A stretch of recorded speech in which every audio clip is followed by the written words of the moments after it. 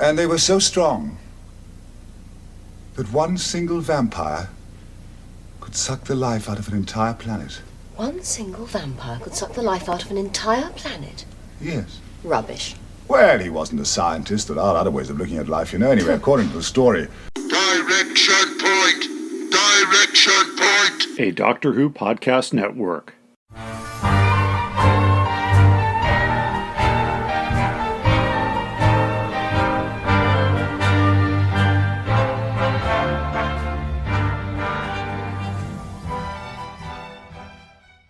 Well, hi, everybody. Welcome back to Doctor Who Literature, the podcast taking you through the world of the Doctor Who novelizations put out by Target Books from 1973 onward in publication order. We're a member of the Direction Point Doctor Who podcast network. My name is Jason, and I'm your host on this journey, this very long journey. We are now up to 1982. Doctor Who and the State of Decay is the very first Target novelization of 1982. It's also the very first novelization from Season 18, the very first novelization of the John Nathan Turner era, which will last for most of the rest of the life of this podcast, and also the first novelization to feature Adric, based on the very first TV production starring Matthew Waterhouse, although in story terms it is not the first aired story to feature Matthew Waterhouse, which is not coming up for quite some time. This episode is honorarily hosted by Gary Lineker, who was just done very, very dirty by the BBC a few days ago for daring to provide some very necessary commentary on Twitter about some absolutely barbaric policies put forth by the likes of Rishi Sunak and Suella Braverman. But, of course, you don't come to this show for political commentary. Gary, if you ever want to guest host this show, you are more than welcome. In terms of show notes, the Anchor identity of Spotify is being wound down. As of this week, the old Anchor platform is now known as Spotify for Podcasters. That will eventually result in a change to the show URL, but for now, the anchor.fm/Doctor Who Lit address does work. It will just redirect you to Spotify for Podcasters. On a side note, when I was flying out to Los Angeles for Gallifrey 1 a couple of weeks ago, the Seatback Entertainment did have a whole bunch of Spotify podcasts. However, your favorite Doctor Who Targets podcast in publication order was not on the Spotify network on the airplane. Although now that Anchor is being rolled into Spotify, hope springs eternal that your boy Jason might be found on airplane seatback entertainment consoles the world over. Last week, during our bonus episode, you heard from Jason Davis, and he was talking about Harlan Ellison and how the Harlan Ellison introduction came to be in the pinnacle reprints of 10 different Target novelizations. I have an interesting postscript to that story. This week I received in the mail a copy of one of Jason Davis's compilations of Harlan's work. This book needs no introduction by Harlan Ellison.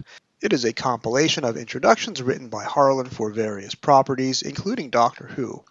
What I noticed most interestingly is that there is a line in the original manuscript by Harlan, which is what Jason put in the collection, that did not appear in the Pinnacle. And it is a very pointed political reference to Anita Bryant, who was a pretty pernicious anti-gay rights activist in the 1970s. I can understand why that was taken out of the Pinnacle version. It is a little bit dated, as Anita Bryant no longer has the cultural footprint these days. Unfortunately, other people have taken her place. And even at the time, in a line of books primarily aimed at children, I'm not quite sure how much I would have understood the Anita Bryant reference when I was 11 years old. That being said, I am glad that the unexpurgated copy of the introduction is now available for everybody, and not just the slightly shorter version in the Pinnacle books. I did do a pretty careful paragraph-by-paragraph comparison of the two. That was the only major change that I found. If Jason Davis is aware of any others, or if you are aware of any others, please let me know. This week, after we've already talked about some pretty intense political topics, I am happy to announce that my guest this week is one of the nicest and friendliest people that's ever been on this show. Denise Sutton from Norway is back for a second trip on Doctor Who literature, and she and I are going to have a grand old time talking about State of Decay and Season 18 and Doctor Who in general and Jodie Whittaker and Power of the Doctor. And of course, you know there's going to be a game of 20 questions. How will Denise do? Let's get to it. The vervoids are probably the best dirty joke in Doctor Who. They're hermaphroditic plants. A lot of plants are. So there you go. It's based on science. No, they'll ship anything. There are probably 11 and handle shippers out there. You just have to drill a hole where his mouth is, and you're all set. You know he needs the room. I've seen it in pictures. I'm not saying you're not a fan. I'm saying you don't know what the fuck you're talking about. Doctor Who gives a drunken Doctor Who podcast for the end times. Denise, welcome back to Doctor Who literature. It's been a minute since the last time that you were here. It's been more than a minute, but thank you very much for having me back again. I think the last time you were here, we were discussing the John Pertwee era, the mutants. Is that correct? That's right. Yes, that was the one. And we are talking about a very different era today. But before we talk about, because you are the very first guest who's going to be discussing the JNT era on my show. This is the first. Wow. State of Decay. January 1982 is the first novelization of a JNT story. I did not know that. Well, I hadn't consciously thought about it. I suppose I would have known it had I thought about it. But yes, so a big honour as season 18. I know it's got its detractors, but I'm a huge fan.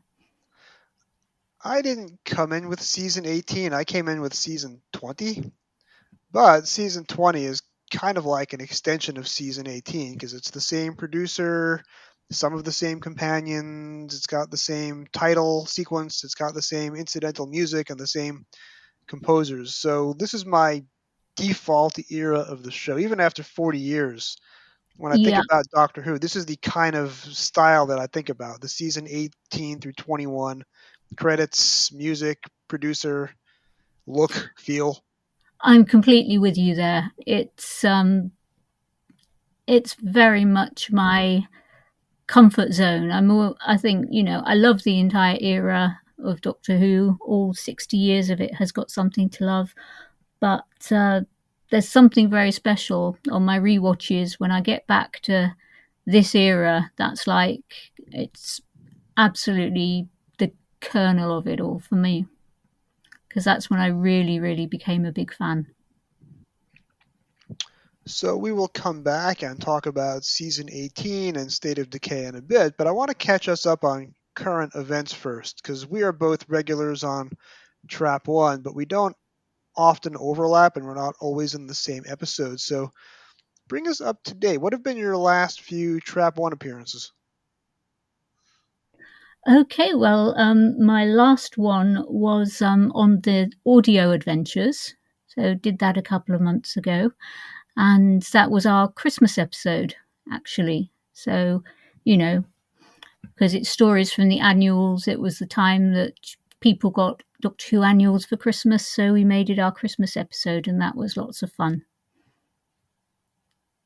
What about you? You were a little bit more prolific than I am. Well, it's funny that you mentioned that. Because of my famous podcast backlog, I actually just heard your Christmas Trap 1 episode last week. That's how far behind I am. So I just heard that episode as if it's brand new. Well, I mean, we absolutely love doing those stories. I know it's a little bit niche, perhaps, because very few people will have heard these tales, but it's a whole other dimension, and we love doing them, and there's so much love for that aspect of the show. It was something a little bit special and extra for kids, for Doctor Who, to have these stories, and now they're being brought back to life and narrated by doctors and companions and other people from the show. It's brilliant to be able to revisit them, and they've been immortalized now. And you actually had our mutual friend Cy Hart do a live reading of one of the stories in the last episode, if memory serves me right. That's right, yes, he's a very talented reader, and it was great to hear him read a story that hadn't made it to the audio version. Speaking of backlogs, I've been in the middle of a Trap One backlog. I have ideas for episodes, I have panels for episodes, but getting everybody together in the same room at the same time has been a bit of a challenge. So I got an episode out about the Fires of Pompeii novelization. That came out several months after the book. I am working right now on doing a Jody retrospective, which I believe he will be a panelist for, and I'm also working on getting out an episode about the Series 2 Blu-ray. Top 10 Jodie moments, folks. Yes, the Series 2 Blu-ray. Oh, I've just finished that. Isn't it wonderful? It has been a delight to work through that Blu-ray, but we have 3 different panelists in 3 different countries apart from myself, so getting everybody in the same room is a bit of a coordination. That episode will come out very soon, hopefully before the Series 9 Blu-ray, which is the next disc out, and that's coming out, I think, next week. Yeah, and I think I'm up for that one as well. So I'm going to have to pause my Hartnells and dive into some Pertwees. It is always a pleasure to dive into the Pertwee era, as we discussed last time when we were talking about the mutants, which, by the way, the mutants will be part of that new box set, so you'll be able to discuss the mutants on 2 different podcasts in back-to-back years. I wonder if they'll do a behind the sofa on it. That would be an interesting thing to see what they have to say about it all. I'm sure they will. One of the disappointments for the Season 2 box set is they did not have behind the sofas for every single story, and that's possibly because those stories are so old they can't get enough of a panel together. But hopefully for Season 9 they have everybody together. Hopefully. I would hope so. It's always lovely to see John Levine, isn't it? And Richard Franklin and Katie, of course. You know, she is the linchpin of it all. I have met all of them in person. And I really love the way people like Sophie Aldred are just diving in, you know, and Janet Fielding and Wendy Padbury.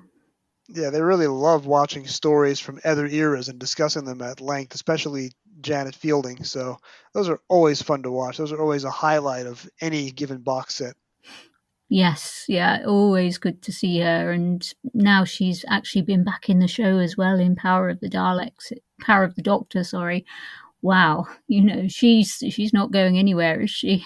I saw the footage of her driving around in a Dalek at Galley. You know, I was at Galley, but I did not see that footage because the con is so big that you can't possibly see everything. So I must have managed to entirely miss that. Well, she looked like she was having a whale of a time, and she was bearing down on Peter Davison with some intent, I would say. That does not surprise me in the slightest. She's got beef, hasn't she, with him? in a good way. They seem to enjoy squabbling or bickering with one another. Exactly. They are the Patrick Troughton and John Pertwee of their time. Minus the water pistols fighting each other with water guns throughout the entire convention and during panels and on stage. Not quite to that level of aggression, but... Yet. Definitely a good time is had by all.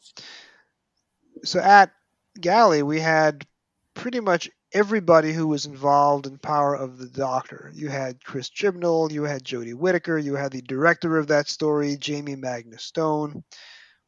Janet was there, Sophie was there, a lot of the behind-the-scenes team was there. So I was on the Trap One Power of the Doctor's Roundup episode, but I don't think you and I have talked. What did you think of that episode? What was your take on the very last hour and a half of the Jodie era? I really loved it. I think I've watched it 3 times now, and very, very strong story. There were a few annoying little continuity errors, which I think a lot of people picked up on, but yeah, absolutely. Give a show its head and let it show what it really, really, really can do. I mean, Jodie's performance, Mandip Gill's performance, the Master as Rasputin, humour, bringing back lots of wonderful old companions, hitting a lot of the right notes. I have no complaints. We are lucky, lucky people to have a show like Doctor Who in our lives. One of the great things at Galley is they did a live audio commentary for the episode. So it was great having Chris Chibnall explaining where all the Easter eggs came from. Like, he put as many references to Logopolis and other regeneration stories as he could. I mean, he is just a tremendous fan. You can see it from the way that he interacted with others at Galley. He's just a fan of the show first and foremost, even before he was the showrunner. So he went out of his way to put in these nice little goodies for us in Power. And it helps that Sacha Dhawan was giving such an intense performance, playing like 5 different versions of the Master in the same episode. That's terrific. Well, I mean, he is such a passionate actor, isn't he? He's impresses me a great deal every time I see him in anything.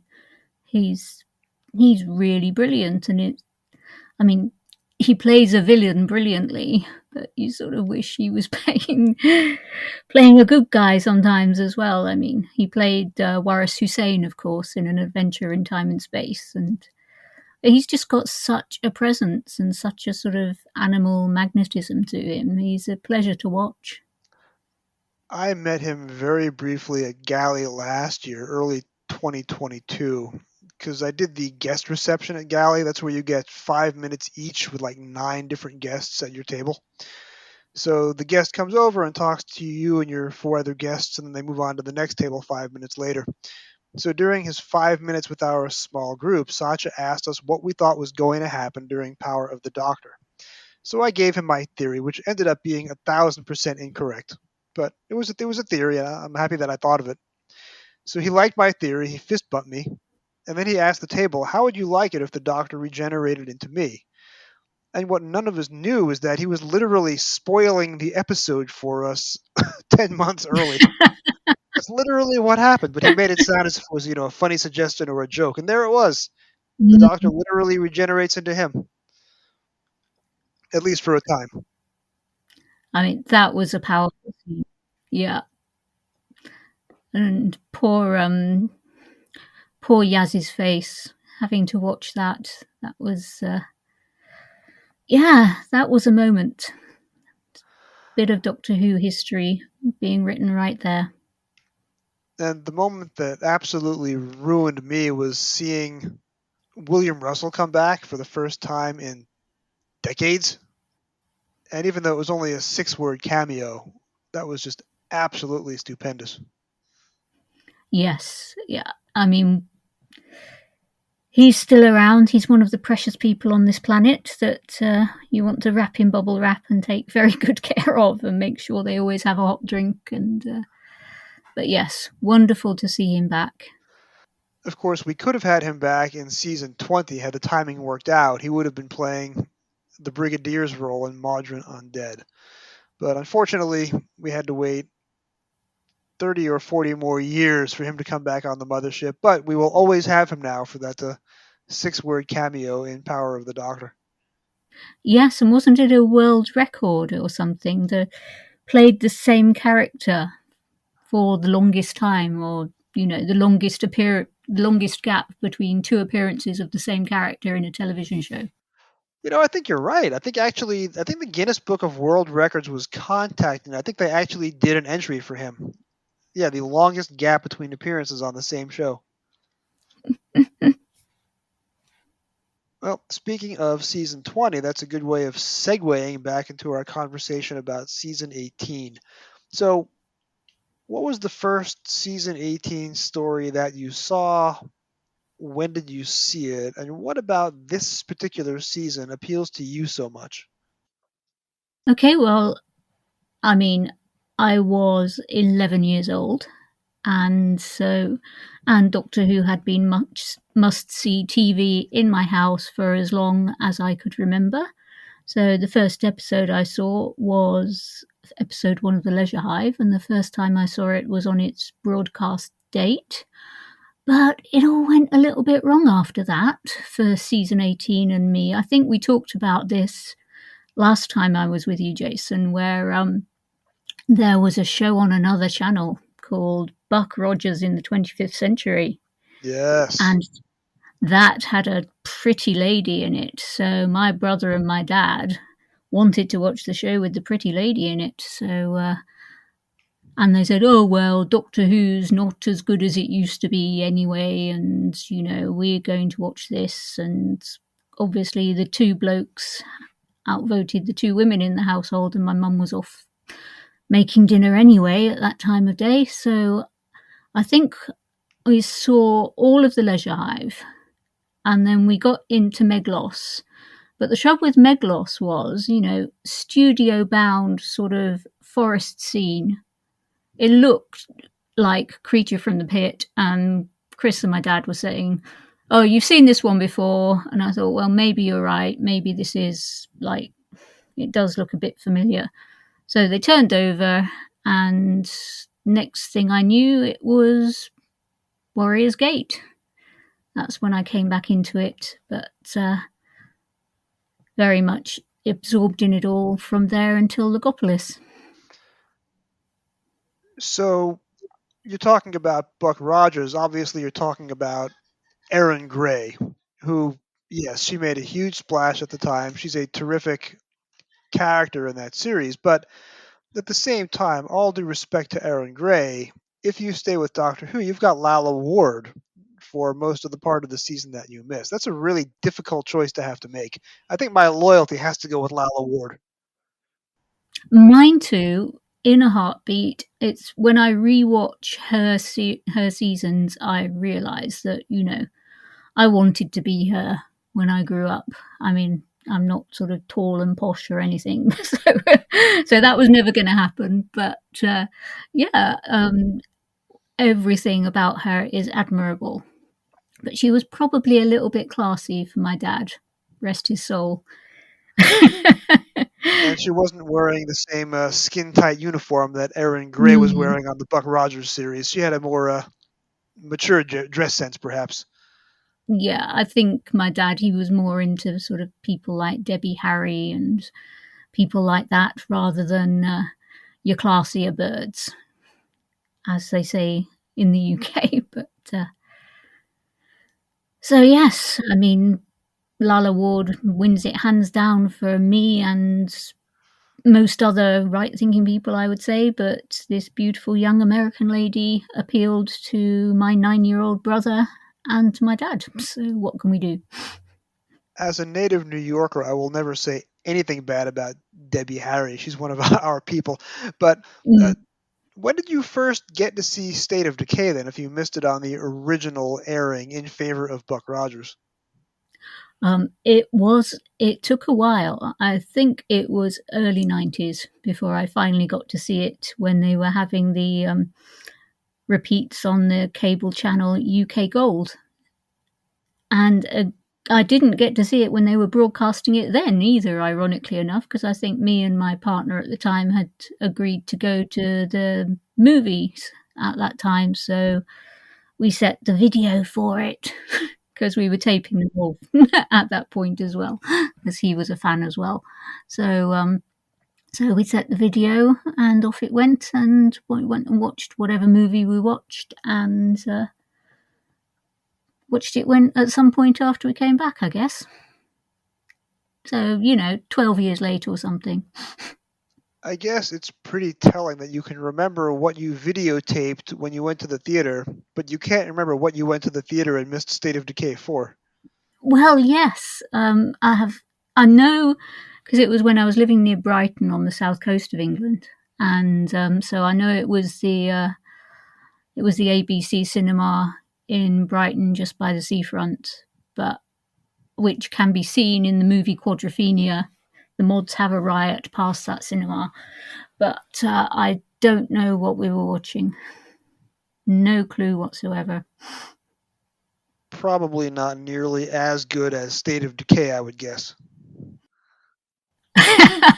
That's a whole other discussion, isn't it? Well, if I can't even remember what movie it was, I mean, I think went to the movies quite a lot at that time, but can't remember what specific movie it was that day. Then probably not. So where does State of Decay rank in your pantheon of the great classic series Doctor Who's? It's not really up there for me. I mean, it's a fun story. It gets a lot of things right. The novelization is very strong, but it's got some problematic performances for me. And nah, it's not one of the stories where you think, I am in the mood to watch this story tonight, so I'm going to sit down and put it on. It's, there are other stories in season 18 that would be that, absolutely, but not State of Decay. Out of curiosity, what are the performances that you find problematic? It's the character Tarak, mainly. I mean, I know he dies as a hero when he's trying to fight Zargo and Camilla with Romana, but his early scenes in the Rebel base when he's talking about the wasting, it kind of goes very Monty Python for me. He stares right into the camera like he's Michael Palin and he's about to say it's, and it just tips a little too far. It's a little bit silly. I think he finds his level later on, but the early dialogue, it's just like, nah, don't do that. Have another take. But he didn't. That was how they wanted it to be, apparently. The wasting is the wasting. It's funny that you mentioned Tarak. He is played by Paul Bettany's father, and Paul Bettany is also my Brooklyn neighbor, although, of course, Paul Bettany has no idea who I am. But I guess everything comes back to people who live in New York. So, setting aside his character, this is also, it is not the first episode to feature Matthew Waterhouse, but it was the first story produced with Matthew Waterhouse in it. And it is also, because this is the first season 18 novelization, this is the first novelization to have Adric in it. I think most of us in fandom have mixed feelings on that subject. Where do you sit in terms of Adric? Is he the best of the best? Is he the worst of the worst? Or is he somewhere in the middle? Well, for me, and people who know me well know this, I did have a bit of a crush on him when I was a little girl, when I was sort of 12, 13, 14. I thought he was very cute, and I kind of liked androgynous boys, and of course he was one of those. I could see that, his acting wasn't great, and I could see that he was dealt a pretty shoddy hand in terms of character development and what he had to do in a lot of his stories, and I could understand fully why he was killed off in the end. But he was a very young man. I mean, when you watch State of Decay now, that is a child. We're looking at a little boy acting there. And the way he's been vilified and slagged off over the years. And, these days he'd still be at school. He'd be, it makes no sense to me that he has had the hatred chucked at him that he has had. I have a real problem with the negative stories about him, because if you look at it from his point of view, he is an 18-year-old novice who had only one acting role under his belt before getting cast in a pretty major role on this show. Why is he made out to be the bad guy in all the stories? Absolutely. I mean, I was going to say, shouldn't have all the other grown professionals on the show be responsible for shepherding him? Yeah, I mean, okay, obviously Lalla Ward and Tom Baker had problems of their own at the time. They were probably pretty self-absorbed, all things considered. But he could have been taken better care of. That is for sure. And I would hope that juveniles are better taken care of these days. Yeah, if he didn't have a concept of how to behave on set, again, he's an 18-year-old, basically a kid who would have no idea. And it's up to his co-stars and the production team to help him adjust and make him feel welcome. And instead, he was ostracized pretty quickly. And I have to imagine that going to work could not have been the most pleasant experience for him. Adding on to the fact that nobody quite knew how to write for his character, especially once season 19 comes along. So in this story, this is pretty clear in the novelization too, because Terrence is the very first person who writes an Adric story and doesn't quite know what to do, and the character brief isn't great. So he's an antagonist in the story, even more so in the novelization. So maybe not the best way to launch the character with a story where he's almost the bad guy up until the last couple of minutes. Yeah, I mean, he gets to have a few little adventures, doesn't he? He's sort of... there's the big question mark of how on earth he knows what cheese is. I mean, my mind is boggling to think of what on earth they were actually milking on Alzarius. I'm not sure I want to know. But, but yes, he was supposed to be an intergalactic artful dodger or something, wasn't he? And that wasn't a good fit for Matthew Waterhouse's character, and it wasn't really something that they could really use much. He can nick the occasional component when it comes in handy, or pick a lock or something like that. But that doesn't sit well with the whole mathematical genius, strange little boy persona.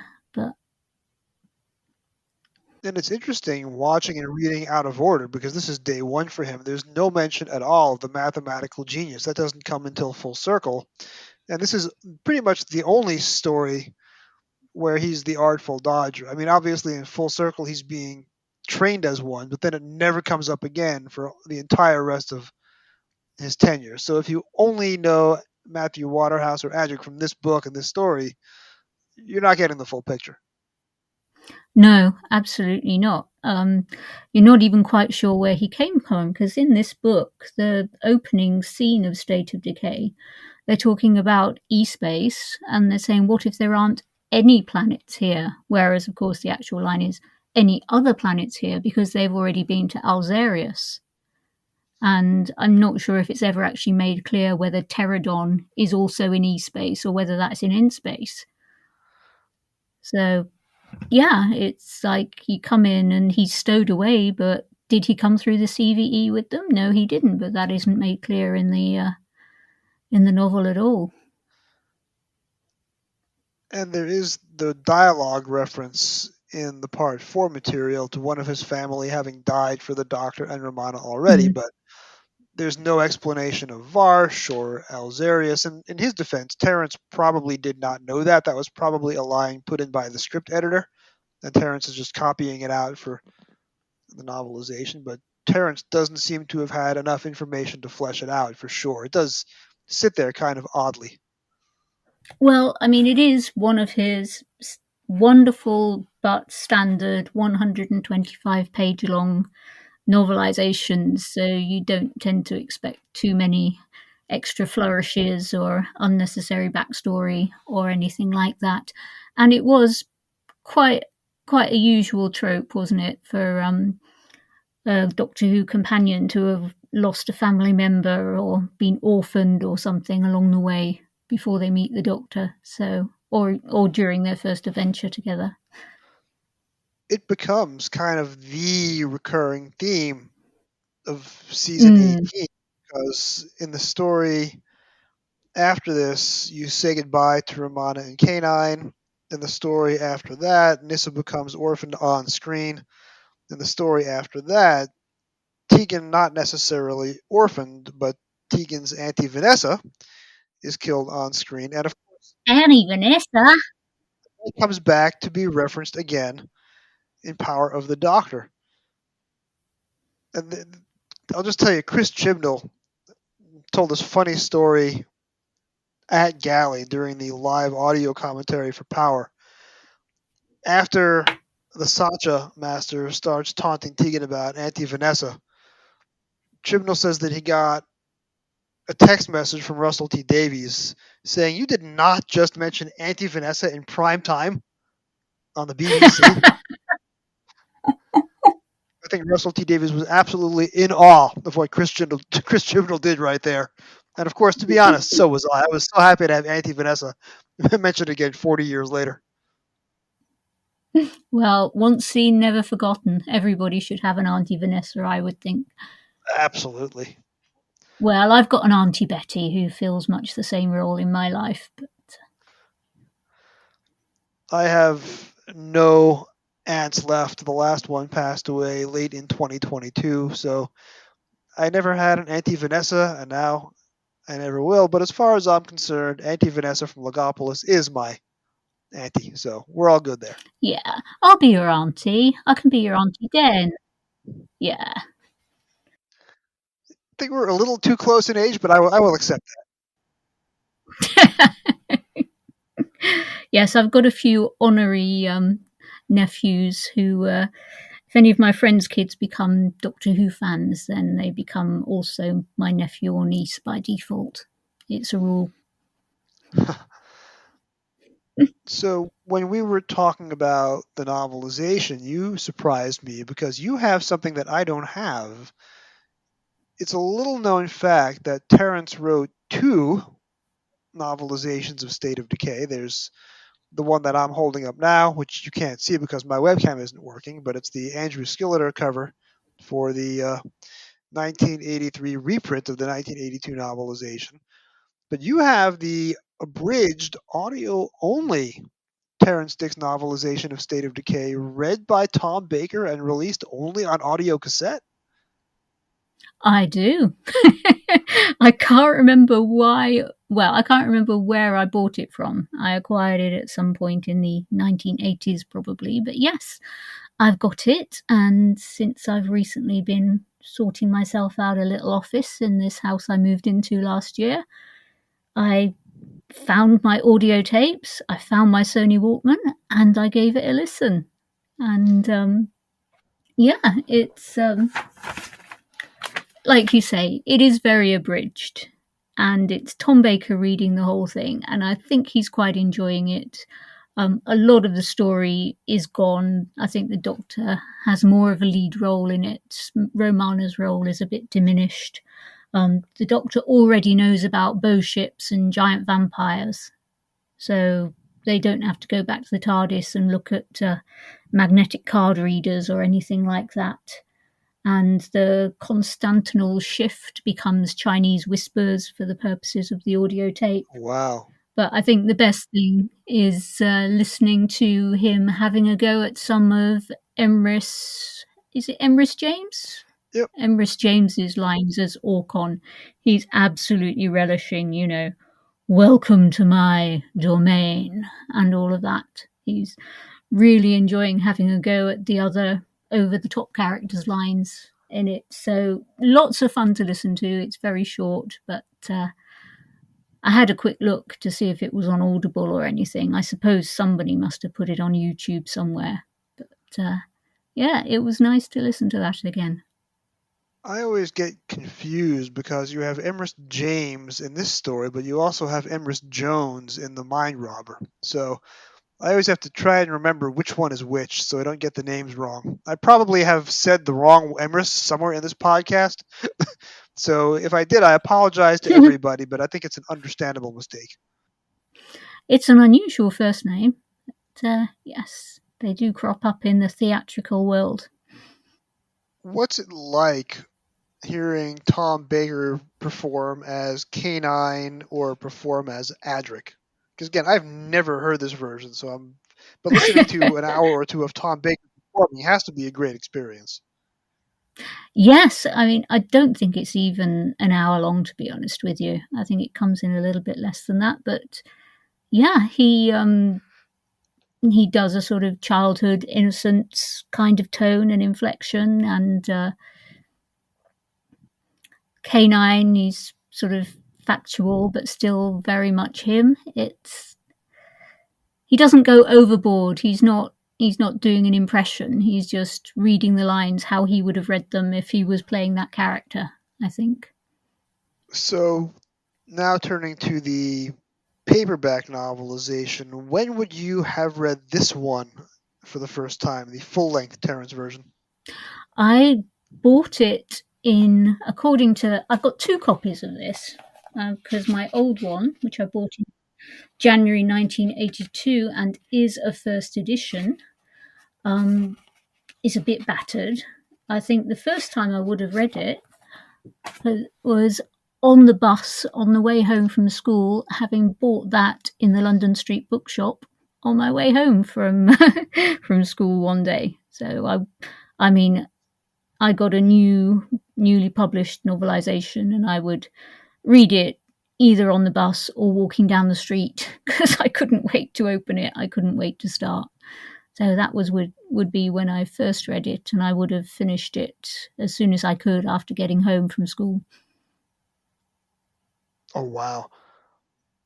I know for me, this is one that I read multiple times in the mid-1980s, and it was one of my favorites. So reading it now was slightly disappointing because it was not as complex as the last Terrence that I read, which was Unearthly Child, the novelization immediately before this one. And I'll walk through my feelings on that in the audio essay that follows this interview. But comparing the two, which did you prefer, the abridged audio version or the full-length book? Well, I say full-length advisedly. It's only 119 pages of text, but it's a little bit longer than the audio. Well, the novelization, the paperback, yes, very definitely. For me, being a kid in the age before you could get a videotape or a DVD of these shows, the novelization was it. That was as good as a definitive version as you were going to get, as far as I knew at the time. So they were kind of like sacred texts to me, really. And so yeah.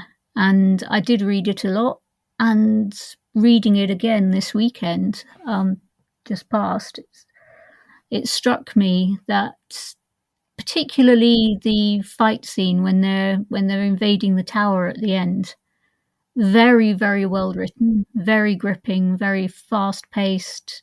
He knows exactly what he's doing. He knows exactly what's happening. I mean, this was his idea, wasn't it? This was a Terrence Dicks script that he'd had for a long time, but it got held back because the BBC were doing a dramatisation of Dracula, and they didn't want to have another vampire-related story at the same time. So it was one that had been in the pipeline for a long time before it was finally made. And that, of course, led to the chain of events that gave us Horror of Fang Rock, which I like even better than State of Decay. So the BBC inadvertently did us a good service there. Otherwise, Fang Rock might never have existed. I do like Fang Rock, yes. That is a lovely atmospheric story, although if David's watching it with me, then he always gives me grief about the root, and it's like, green jelly, what's going on here? Yeah, Horror of Fang Rock is not about the Rootin'. It's about the acting and the human characters in the lighthouse turning on each other and fighting, and the Doctor conspicuously failing to save any of them. The dialogue in that story is just so intense, where State of Decay, you have a lot of simple or one-dimensional characters. Doesn't quite reach the heights of Fang Rock, but I think the production of State of Decay is gorgeous because you have Peter Moffat's first time out as director, you have Peter Howell's score, you have choreography. So I think State of Decay is amazing to look at, and it doesn't have any effect quite as poorly dated as the yacht crash or the Rootin' climbing up the side of the lighthouse. Well, I mean, there's a lot to be said for like a painted rubber glove being shoved up through some polystyrene and a slightly dodgy looking rocket, but I mean, it was what it was at the time, and we knew what they were trying to achieve. Jim Sangster had made a very good point the last time he was on this show about how it's almost a stage play. When you go to a theater, you're you accept that a painted backdrop is a sky, or that two stools next to each other and a steering wheel represents a car. You have to let your imagination do a little bit of the work for you when you're watching a Doctor Who, especially an old one made on a micro budget in a small studio. Yeah, of course. I mean, we accepted this at the time, and we see it now, and some of the effects amaze us, and some of them don't really very much. But I'm somebody who still gets impressed by the winged monkeys in Wizard of Oz, so my standards aren't very high. You see somebody in a modern movie walking through a gorgeous, incredible, massive set, and you realise it's all just green screen and none of this actually really exists. Not one lick of paint has gone into creating this set, and it takes a little bit away from it, I think, when it was all old school and manual and painted and trying not to let the strings show too much. And now you have the volume. You have one of the volumes in California where Netflix or Disney Plus make their shows, and now you have one in the UK where you may be getting some Doctor Who's made in the volume. Yeah, I mean, for me, nothing beats a location shoot or a good practical effect, but I guess you and I may be dinosaurs compared to the current variety of TV producer who likes to have everything digital by green screen. I can understand why they do it. You use the technology that's available to you at the time, and why wouldn't you? I don't think I'm a Luddite, but some beautiful things are created, aren't they? I mean, but yeah, I don't think we can be too harsh on the old effects. Some of them, they could have worked harder, but I think they usually did the best with what they had. Nobody set out to make bad work, did they, at any time? So, and especially season 18 is a 28-week season, so the production team is in overdrive trying to put out a story every week for 7 months. And then you have scenes set on Earth, you have scenes set on Argolis, you have scenes set on Tigala, you have scenes set on Zalvathora, you have scenes set on Alzarius, you have scenes set on this unnamed planet, you have scenes set on Trock, and you have scenes set on Legopolis. That's 8 different planets just being produced for this one season alone. Not to mention your spaceships and your banqueting halls and your gateways. And your Warriors' Gates, yeah. I mean, well, they really played a blinder with Warriors' Gate, didn't they? I mean, it was absolutely beautiful, absolutely stunning. And the idea that, yes, you can clearly see that Tom Baker is walking through a photograph there, but that's incredible. Someone walking through a photograph. That's still a perfectly valid artistic visual statement as far as I'm concerned. That is next week's episode on this show, Warriors Gate, and I'm hoping against hope that my next guest next week likes Warriors Gate as much as you and I do. Well, there's the extended novelization is coming out this summer, and I'm looking forward to that very much. I had the pleasure of picking that up on audio. I think it was the summer before the pandemic. I spent a good several days listening to that. But as I listened to it, I had my paper novelization out, and I was comparing what scenes changed and what minor words were changed and what order of scenes and new concepts. So next week, we're only talking about the original novelization, the one published in 1982. We will come back and talk about the new version, which is in fact the old version, which didn't get accepted by JNT. We'll talk about that on a much later episode of Doctor Who Literature. But I think it's great that we have 2 different versions of the same story that you can put on the same shelf and compare the 2. Yeah, it's a one-off, Warriors Gate. There's something very, very special about it, and not only for me personally, because it was like being allowed to watch Doctor Who again after having been made to watch something with some stupid robot and some bird in it on another channel. It was, what a re-entry into the world of Doctor Who. That's a special story, all right. What are your favorite and least favorite stories out of season 18?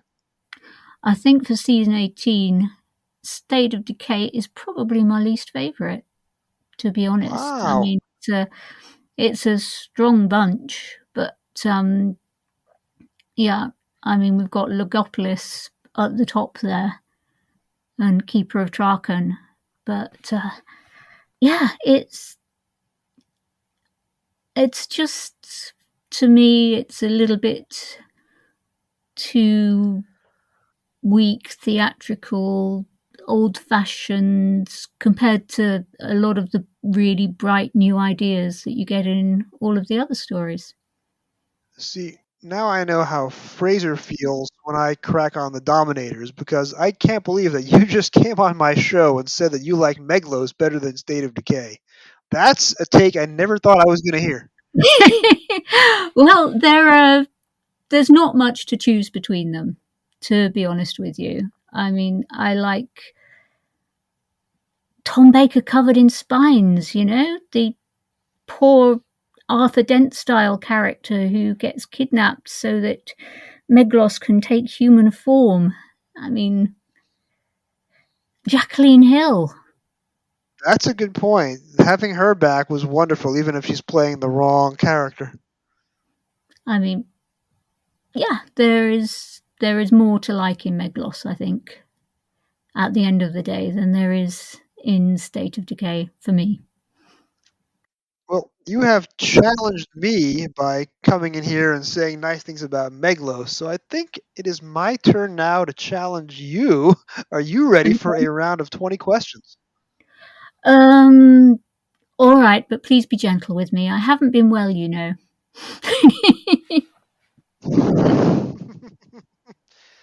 I have been good to all of my 20 questions guests, and nobody has failed yet, even the one person who didn't quite get there and needed a little bit of a foot on the scale to make it appear as if he won in post-production. And I won't say who he is, but his name rhymes with Bill Evenson. So I have picked one Doctor Who story from the archives. It is any story between 1963 and 2022, with the possible exception of Power of the Doctor, because I am not sure if the randomizer.net is yet updated for that story. But we can assume it's anything else between 1963 and the present. I am one of those stories. You have 20 yes or no questions to guess who I am. Okay. Are you from the 21st century? No, I am not from the 21st century. Both me literally and both me the story that I am playing. Are you from the 1970s? I am, well, again, I personally am from the 1970s, but for the purpose of 20 questions, no, I am not from the 1970s. Are you from the 1980s? Yes, I am most definitely from the 1980s. Does your doctor have straight hair?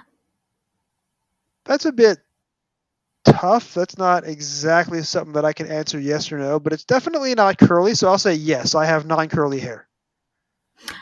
Do you have blondish, fairish hair?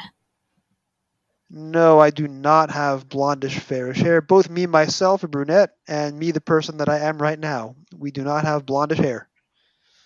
Okay. Do you have a ginger companion?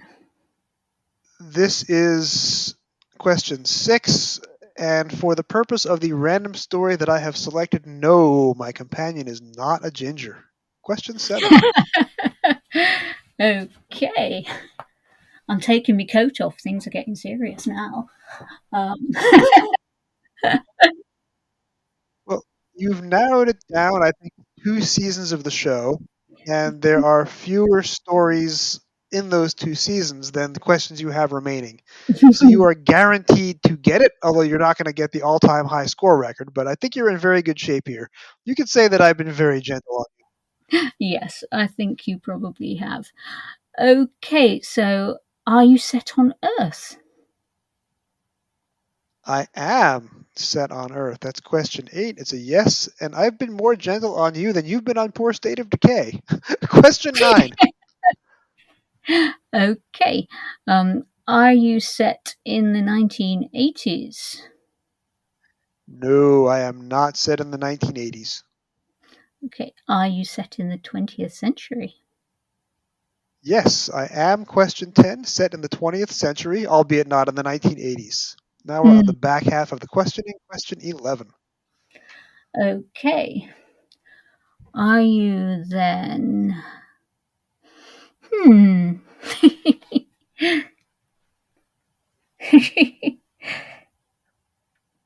If you look at the episode guide for the 2 seasons that I can be from, I think there's only one choice left. I think there is, but I always get my Revelations and Resurrections mixed up. So, yes. Is it Resurrection of the Daleks? No, I am not Resurrection of the Daleks, No. which features a gingerish companion and is set in the 1980s. So that would not be accurate. I think question 12 we're up to. Yes.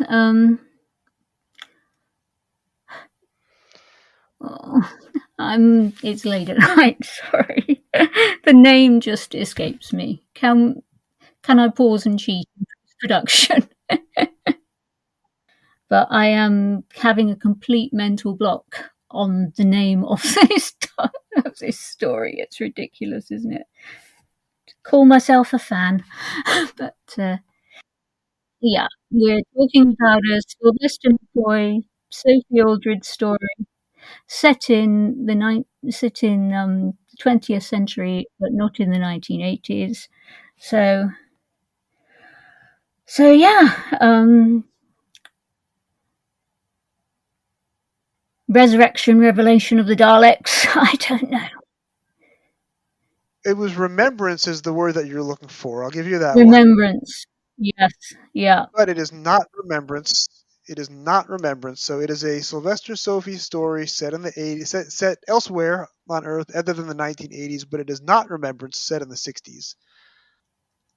Aha. Yeah. That would be Curse of Fenric then. Is that it? Ding, ding, ding. I am Curse of Fenric. You got it in under 15 questions. I think you got it in 12. So that works very, very well. See, that wasn't so bad. Well, it was. I mean, I was really having to rack my brains. I mean, it's not so long since I watched the Sylvester McCoy's. Well, I suppose it is a few years ago now, actually. Just trying to think. Probably pre-pandemic. I think what tripped you up was the resurrection versus revelation versus remembrance, the R of the Daleks. Yeah, that gets me every single time, and I'm a bad fan. I should know this stuff. I will go away and have it tattooed on my flesh so that I never forget again. I will write a poem about which one is which so that I know in future. I'm sorry, Jason. I've let you down. I've let the podcasting world down. I've let...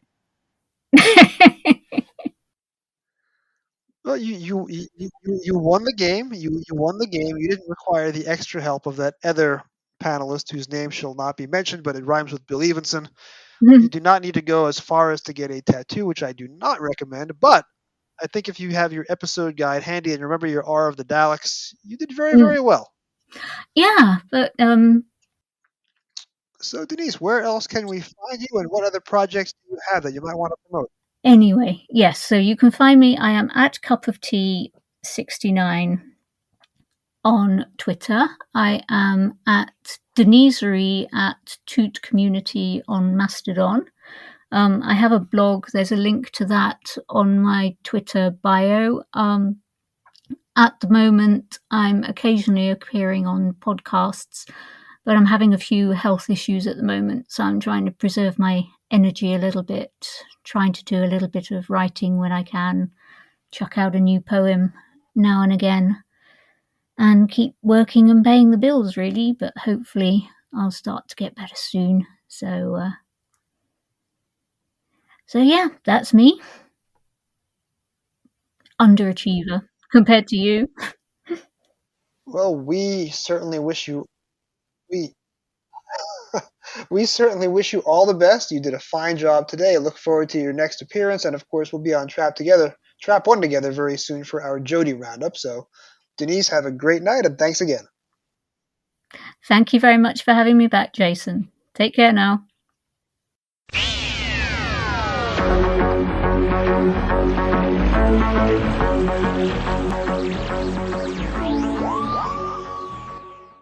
Doctor Who and the State of Decay, written by Terrance Dicks, televised as State of Decay, teleplay by Terrance Dicks, televised in November and December 1980, published in January 1982, cover artist Andrew Skilleter. The Doctor, Romana and K9, and a young stowaway called Adric are trapped in the alternative universe of E-Space. Seeking help, they land on an unknown planet and find a nightmare world where oppressed peasants toil for the lords who live in the tower and where all learning is forbidden, a society in a state of decay. What is the terrifying secret of the three who rule? What monstrous creature stirs beneath the tower, waking from its 1,000-year sleep? The Doctor discovers that the oldest and deadliest enemy of the Time Lords is about to spring into horrifying action. State of Decay is notable to me for two different reasons. One, it's the only time my parents ever really made fun of my Doctor Who book reading habit. I'd have been about 12. My father asked me if I didn't think the cover of the book was silly. Quite the opposite, I protested. It was one of my favorites. Vampire bats, a pretty good depiction of Aucon, and a look at aging Tom Baker of the season 18 variety, with gaunt face and his final season wing and collar look, although Andrew Skilleter wisely does not include the JNT era collar question marks, which remain with the Doctor through the end of the classic series run. I think my father was reacting to the neon tube logo on the cover. In publication order, this is only the second Target book to have the cover. In this case, the logo is pink, outlined in red, and I think he probably objected to having a son who was reading books with pink covers, and I was worryingly slow to develop an interest in girls, at least at that age. The other thing that struck me, not right away, was the inside joke buried in the text. It's on page 29, and it reads like this. The Doctor surveyed the extraordinary scene with delighted interest. Well, well, well. Quite a technokothica you've got here. Doctor, whispered Romana. What's a technokothica? Well, I think it means a museum of technology. On the other hand, I might have made it up. Let's say that again. On the other hand, I might have made it up! Exclamation point. It took me a couple of viewings of the TV episode to realize that this particular line from the book isn't on TV. No, the TV sounds more like this. Well, it's quite a technokothica you've got here. Doctor? What's a technokothica? I don't know. I think it's some sort of museum. It was later that we learned about the bad blood between Terrance and the season 18 script editor, one Christopher Hamilton Bidmead, and if the Broadway musical has taught us anything about people named Hamilton, it's that a good personal feud is never too far behind. The details are on the DVD release of the story, where Bidmead talks about how he updated Terrance's script to make it more, well, season 18-y, with lots more technology. This is a colony ship story, our second one in a row if you include TV's Full Circle, the descendants of a wrecked spaceship, 1,000 years later on, and still with only enough people to fill one small village, and be depicted by about 25 extras, if that. The colony ship story fits well in Bidmead's philosophy. He'd later write one himself, freelance, for season 21's Frontios. Of course, we know now that Terrance's original version of the script, titled The Vampire Mutations, was supposed to air 3 years earlier during season 15, but had to be shelved when the BBC didn't want it seen as a parody of their own Louis Jourdan starring adaptation of Dracula. Of course, you don't make fun of Terrance Dicks, and you don't accuse Terrance Dicks of parody. He merely replaced Vampire Mutations with Horror of Fang Rock, which, as we discussed back in episode 40, Horror of Fang Rock is Dracula. Set at the same time as the 19th century becomes the 20th, and as technology starts to take over our lives, in England, they have both got characters called Harker. They both see the cast picked off one by a bloodthirsty shapeshifter. And our story is set on Fang Rock, for heaven's sake. So when Bidmead augmented Terrence's story with tech, Terrence not only protested, but he also got the last word, submitting a letter to DWM taking issue with Bidmead's telling of the story on the DVD and pointing out that episode director Peter Moffat preferred Terrence's original ideas.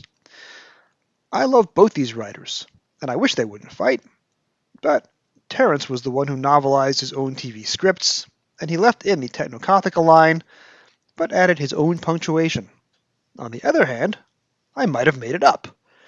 That is definitely a dig at Bidmead.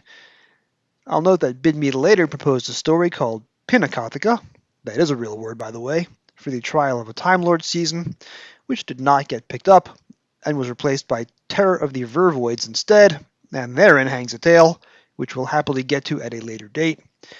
So there's a lot of backstory to the State of Decay novelization. Feuding geniuses, echoes of Dracula, and telling a story that Horror of Fang Rock had already done, and done superbly well. Now, for my money, State of Decay is just about as good as Fang Rock. You can credit Peter Moffat's direction if you like, or Peter Howell's score. Terrence's script, while not as dense with sharp or rapid-fire dialogue and fascinatingly self-destructive characters as the Lighthouse story, more than satisfies my classic Doctor Who needs. This is the first novelization of the JNT era, and the first novelization to feature Adric. Now that we're done reminiscing, let's get to the point. This is a 119-page book, starts on page 7, ends on page 125. One could be forgiven for thinking that most of what's great about the book is the TV material, rather than any inventive Terrence additions to the story. After all, there's no prologue, as we'd gotten earlier with strong Terrence adaptations like Pyramids of Mars or Horns of Nimon. There are no extra/deleted scenes, like we'll later get with Keeper of Traken. But no, as always, if you ignore the transcribed dialogue and stage directions, and look at the marginalia, the brief asides and character POVs and sardonic bursts of observational humor, you'll see that Terrence adds nearly as much to the print as Peters Moffat and Howell did to the TV serial. Terrence gives a nice hint right on page 1, or if you will, page 7, that this is a vampire tale. There were lights in the tower, too. Those who dwelt there kept late hours, and were seldom seen in daylight. Habris, the vampire's guard captain on page 8, walks with, quote, reluctant haste, which is a lovely description, easy to overlook. Terrence uses Habris's POV again to tease what we're up against, also on page 8. It wasn't so much any quality they possessed, thought Habris. It was something they lacked. There was a sense of something remote and alien about them. It was the way they looked at you, as if you were a member of some different inferior species, whose concerns were of no real interest to them. It was as though they weren't quite human. Page 11 also narrates exactly why Habris breaks with tradition and selects Ivo's son Carl to give to the bloodthirsty lords, in a long paragraph that adds quite a bit to what we already knew from the TV serial going in. Terrence makes clear right away that Carl is Ivo's son, increases the meager village population, and has Habris hold out the false hope that Carl might be chosen as a guard rather than as dinner. The prose goes by very fast. Chapter 2 is written at about the same sophistication level as Terrence's later 1994 new adventure, part sequel to the story, Blood Harvest, which was recently debated on an episode of We're All Stories in the End, to which I may have submitted a small contribution. But Terrence constantly includes brief editorial sentences that engage the interest. There's a prose description of the E-Space cycle, which is important because the E-Space trilogy is being novelized inside out, with the middle story being novelized first, the finale being novelized next month, and the intro story not coming out until about 6 months later. Romana is infuriated when the Doctor speaks of the TARDIS as if it were a living creature. The Doctor is infuriatingly cheerful. K9 is characterized by adverb, such that he speaks, quote, importantly, or discouragingly. Similar to text early on in the Fang Rock book, Terrence joins Habris and Ivo in the middle of, quote, an old argument between them, never resolved. Terrence's introduction of Adric in Chapter 3 is disappointingly bare bones, no mention at all of Full Circle, and deleting the one line of dialogue shown on TV, suggesting that Adric already knew the difference between E-space and N-space, which he learned in Full Circle, which of course book readers won't get in print for another 6 months. Better is a quick dip into the Doctor's head when captured by Kalmar's men at the top of page 26. As always, the Doctor's overriding feeling was one of curiosity. Here was yet another aspect of life on this strange planet, and he wanted to know more about it. Page 27 is a brief allusion to the Todd Browning 1931 Dracula. Alcon's bats are thought of by Habris as winged messengers of the night, but not children of the night. What music they make. For Chapter 4, Adric gets to drive POV for 3 pages, 33 through 35 for those of you reading along at home. It's clear Terrence is still working from whatever meager character brief he was given, slotting Adric into an old script for the very first story Matthew Waterhouse filmed. That brief is The Artful Dodger, and not who Adric was by the time this book came out. Though, of course, by the time the book came out, Adric was not much longer for the world. There's no badge for mathematical excellence. This sequence is solely about Adric conniving for food, playing at being a starving orphan, which has at least the benefit of being a half-truth. The Doctor, meanwhile, as observed by Romana, would be kept happy for years by the technological junk in Kalmar's hideout, if he didn't insist on repairing all of it. On page 38, Tarak laments, the lament of every antagonist who's ever lost control of his captive, when that captive is the Doctor. Belatedly, Tarak remembered that the Doctor and Romana were supposed to be prisoners under interrogation. Somehow it seemed that they had been asking all the questions. Terrence also adds an explanation, not given on TV, as to how the abandoned food used by the rebels managed to survive its having been jettisoned from the ship 1,000 years earlier. Part 1 ends with the end of Chapter 4. In the book, Romana helpfully screams and sprains her ankle, which doesn't match up with Lalla Ward's TV performance. For the Part 1 material, Terrence also removes both references to The Wasting, one of the episode's working titles. Those deletions are not really missed, as the idea of what The Wasting is was never developed over Parts 2, 3, or 4 on TV. Page 41 gets confusing for those of you who read these books closely, and I'm afraid I fall into that category. The twilight recedes, and the castle walls bask in the late afternoon sun. I know I'm recording this the day that daylight savings time begins and we lose an hour, so the time is out of joint, but I'm not quite sure how late afternoon sun follows twilight. And Romana's ankle is turned, rather than twisted. What? Romana on page 42 guesses that the Tower throne room was designed for some other purpose, which is Terrence signposting what's going to happen next. Now I can forgive clumsy foreshadowing and twisted metaphors, or maybe I should say turned metaphors, when Terrence on page 43 likens Lord Zargo and Lady Camilla to the kings and queens on decks of playing cards. That's a line in the book that stayed with me for nearly 4 full decades. Also, Romana's observation that when the Doctor started, quote, babbling nonsensically, it was a sign he was very worried. There's a nice detail that the meat served at this feast is practically raw, but the signposting in the book does seem a little obvious for Terrence, Adric observing that Alcon's eyes, quote, positively radiated power.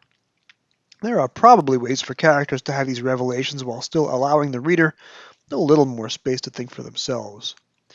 Zargo in Chapter 5 also acknowledges that he comes from Earth, which he doesn't say directly on TV. But the good news for the novelization is that it retains Terrence's TV dialogue, and I think we can all agree that the conversation between the Doctor and Romana and Zargo and Camilla on television is probably one of Terrence's finest moments. Let's give a listen. Surely you realize something here must be wrong. Wrong? Yes. What is? Oh, what is wrong. Look, society has developed in varying ways. Yours just seems to be sinking back into some sort of primitivism. Wouldn't you say so? Oh, yes. Yeah. In terms of applied socio-energetics, it's losing its grip on level 2 development. On level 2? A society that evolves backwards must be subject to some even more powerful force restraining it. An even more powerful force? How very mysterious. Well, mysterious or not, those rebels seem to think the power emanates from you. They flatter us. In any society there is bound to be a division, the rulers and the ruled. A division? Yawning chasm, I'd say, wouldn't you? No, I'd say a socio-pathetic abscess. Oh, I wish I'd thought of that. That's a good diagnosis. Yes, I've never seen such a state of decay. Be careful, Doctor. We have acquired great powers. There must be rulers. A ship of state must have a pilot. What did you say? The first line of Chapter 6 is probably one of my top 10 Terrence sentences. Not that I've been keeping a list over the life of this podcast, though I clearly should have been. Quote, their little chat with the Lord Zargo and Lady Camilla, thought Romana, was turning out to be one of the least successful social occasions of all time.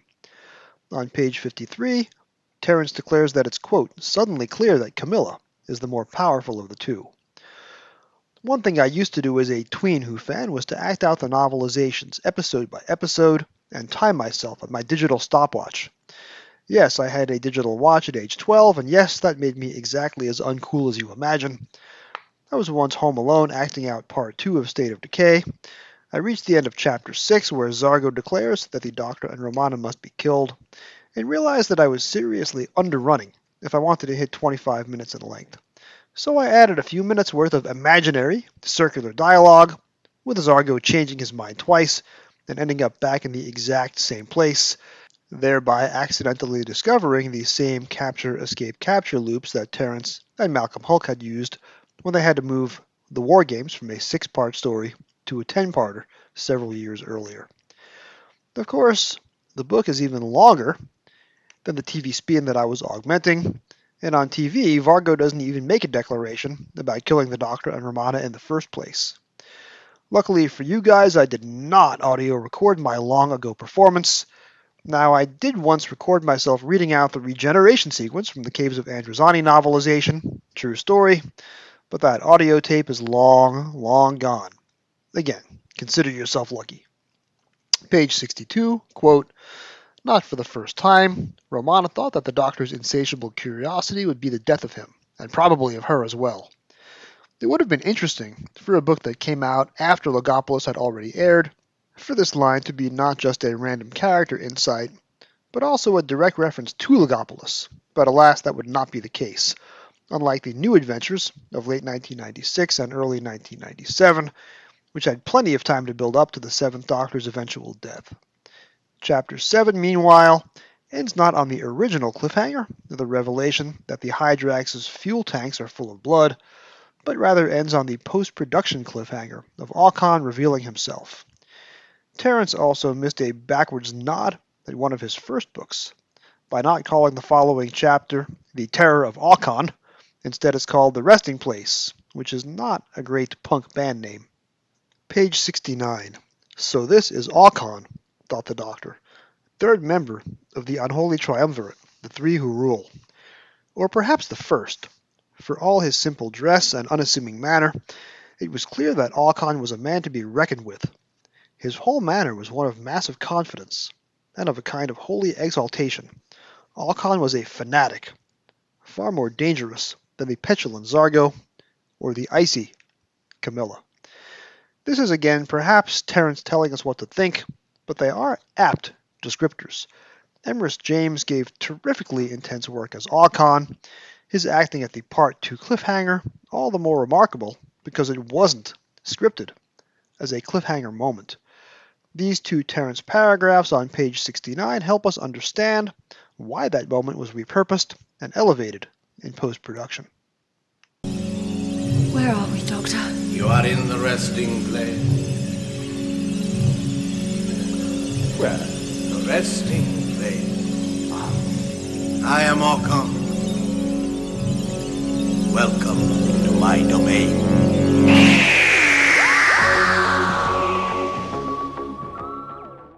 Also great is the next sentence, which builds into Romana's early observation about the Doctor's, quote, babbling nonsensically when worried. Here she tells us the Doctor covers up his worry by playing the fool. It also helps to have James's performance in mind to elevate his words on the printed page, then to marvel at the acting choices James made as the episode's principal bad guy. Comparing the rest of Chapter 8 to the TV text, there's a couple of lines here that were not on TV. The Doctor calling Adric an idiot stowaway, and then the line from the cold open to this podcast episode about looking at the universe poetically rather than scientifically. Chapter 9 features some of Kalmar's greatest hits. Terence clearly loved writing for this character, and brought him back for his 1994 Blood Harvest, the one which was in part a sequel to this story, although Kalmar doesn't fare quite so well in the NA. Here we get lines on pages 81 and 82, like Kalmar pronouncing the technical word facility with pride, or being, quote, far more excited about his ability to spot the approaching newcomer than by any possible danger the stranger might represent. Adorable. Chapter 9 is otherwise a little different from the TV. Ivo in the book gets more dialogue and more flavor, urging Kalmar to attack the tower, and the Doctor making another snide reference to Adric being a stowaway. Terence doesn't seem to like Adric very much, does he? The bottom of page 89, When I Was a Tween, was gosh darn it the funniest thing I'd ever read. This passage caused me to laugh out loud uncontrollably. Here's my best efforts at it now, as I'm pushing 50. What about vampires? Demanded the Doctor. Did you try vampires? Information on vampires totally absent from TARDIS databanks. The Doctor's face fell, and K9 went on consolingly. However, the folklore section of my databanks contains vampire legends from 17 inhabited planets. I will begin with your favorite planet, Earth. The legend of Count Dracula. The Doctor shuddered. No, thank you, not Count Dracula. Try emergency instructions as a general category. There are 18,348 emergency instructions, said K9 obligingly. I will now list them in order of coding. No! Yelled the Doctor. No! No! No! Man, Terence, as much as he doesn't seem to like Adric, really has K9 down. This was the only full K9 story that he scripted for television. Page 91, which introduces the notion of bow ships and mighty bolts of steel, became very important to the NA extensions of Time Lord mythology in the 1990s. Not just the bits of Terence's own Blood Harvest set on Gallifrey, but also in So Vile a Sin. I'm not sure if that passage was by Ben Aronovich or Kate Orman, but So Vile a Sin actually goes inside a bow ship, and we see an enormous vampire skeleton. On page 93, I like the comparison of a sleeping Zargo and Camilla to, quote, statues on the tomb of some ancient king and queen. But Terence also has the vampires breathing, which seems wrong. Romana's line about being Camilla's blood group separator is not in the book. That sounds like a Lalla Ward ad-lib. Page 97. Such was the authority in his voice that despite their ferocious hunger for blood, the vampires check their attack. I love it when the Doctor wields authority like this. Except this time it isn't the Doctor, it's Aucon. So this chapter, Chapter 11, titled The Traitor, again should be called Terror of the Aucon. Sorry. Not sorry. On page 98, Terence makes fun of the script, noticing that Veros, a character who barely registers in parts 1 through 3, quote, seemed to have become far more militant, which is interesting because Veros is Terence's own character. On page 101, Terence, like Tom Baker himself, who loves to drop in Shakespearean allusion, goes to town with the St. Crispin's Day speech. I know there are many difficulties, admitted the Doctor. Lack of energy weapons, no real battle experience, almost insurmountable odds. The rebels started looking downcast, and the Doctor decided they needed a bit of inspiration. Borrowing freely from his favorite Earth poet, he went on, but he who outlives this day and comes safe home shall stand a tiptoe when this day is named and rouse him at the name of E-Space. The rebels gave a ragged cheer. The Doctor beamed, and made a mental note that someday he must pop back to Elizabethan London and tell young Will how well his speech had gone down. Well, that's the problem, gentlemen, and there's got to be an answer. But what? Asked Kalmar dubiously. That is the question, said the Doctor solemnly, borrowing from Shakespeare again. Page 111 contains the transcript of one of the strongest lines of dialogue Terence ever wrote. People have tended to underestimate him over the years because he wrote so many simple-looking novelizations. Of course, long-time listeners of Doctor Who literature know that the truth behind his books is so much more complex than that, and lines of dialogue like this are killer. The guards must hold the tower to the last man. We are outnumbered. Unless you aid us, we shall all be killed.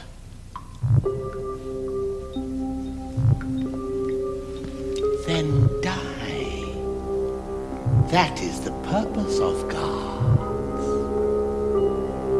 Go.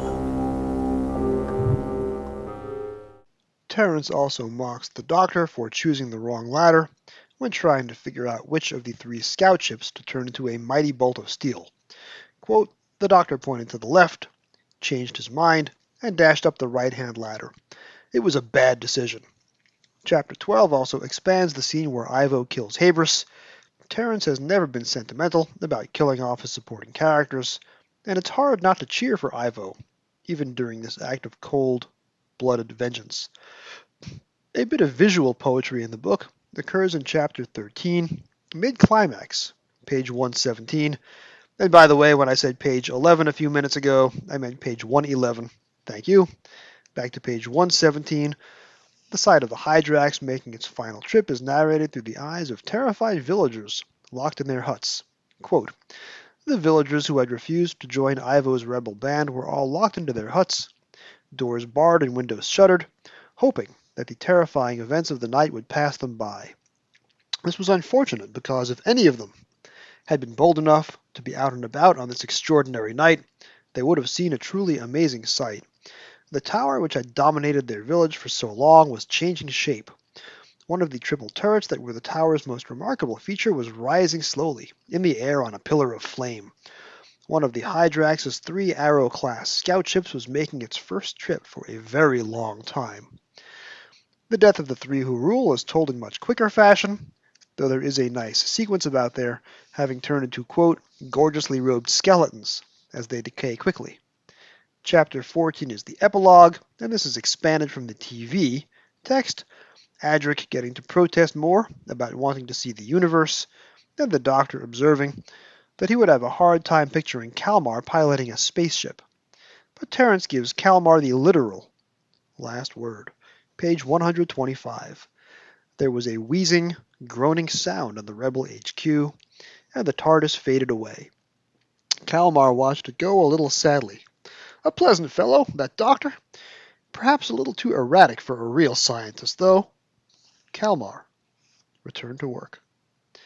Next time, on Doctor Who Literature, we reach the end of the E-Space trilogy, which is odd because, as I said earlier, when you're talking about the Target novelizations, the first story in the trilogy has not even been novelized yet and would not be out for another 6 months or so.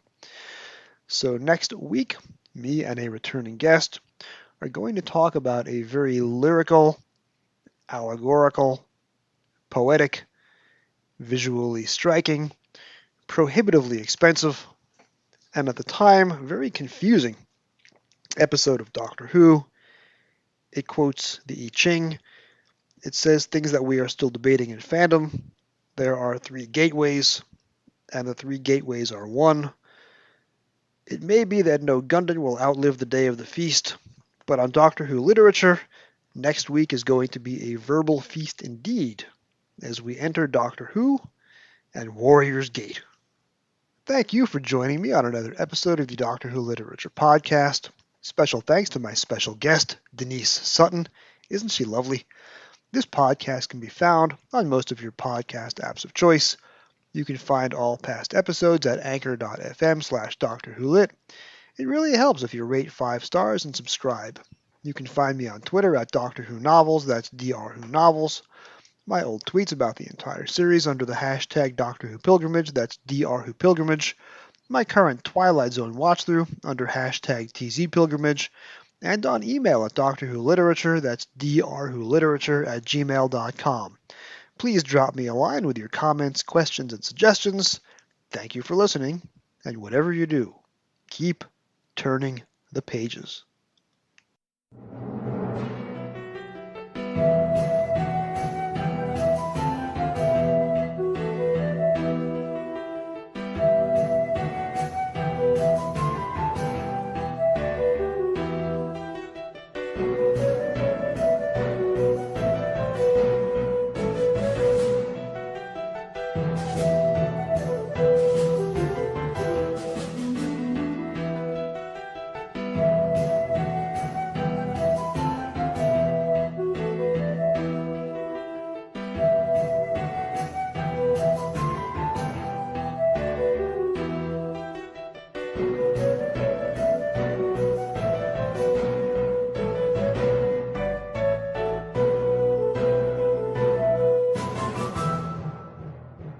Direction point! Direction point! A Doctor Who podcast network.